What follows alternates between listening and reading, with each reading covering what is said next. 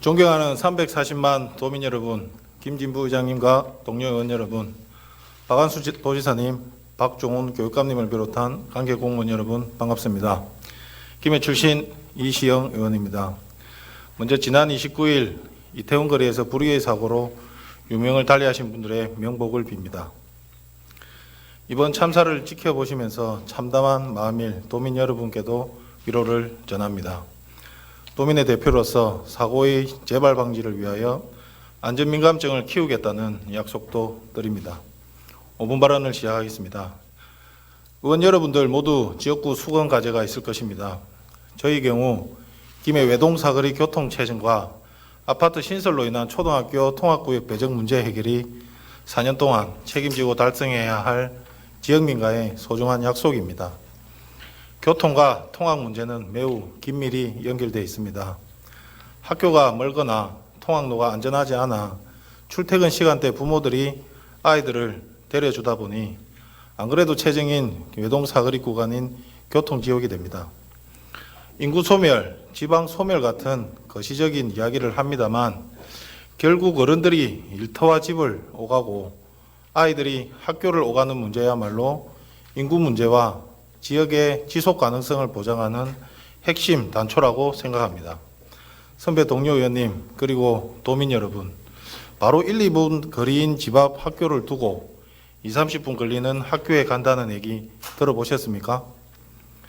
제 지역구에는 초등학교를 품은 아파트, 이른바 초품화로 보일 만큼 집 앞에 학교가 신설되는데도 20분을 걸어서 혹은 차를 타고 기존 학교로 다닐 수밖에 없는 초등학생들이 있습니다.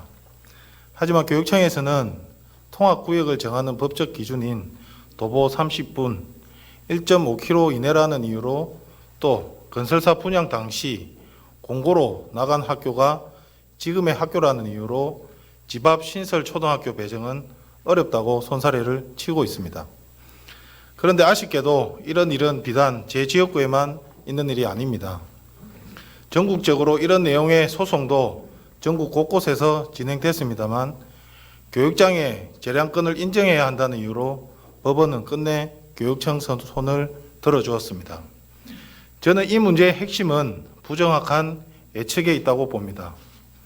아파트 개발 시기와 규모, 주변 학교의 시설 여력, 인근 아파트 개발 계획, 아파트 신설에 따른 학생 유발률, 이런 수치들이 종합적이고 치밀하게 예측되지 않은 결과입니다. 그런데 한번 생각해 보십시오.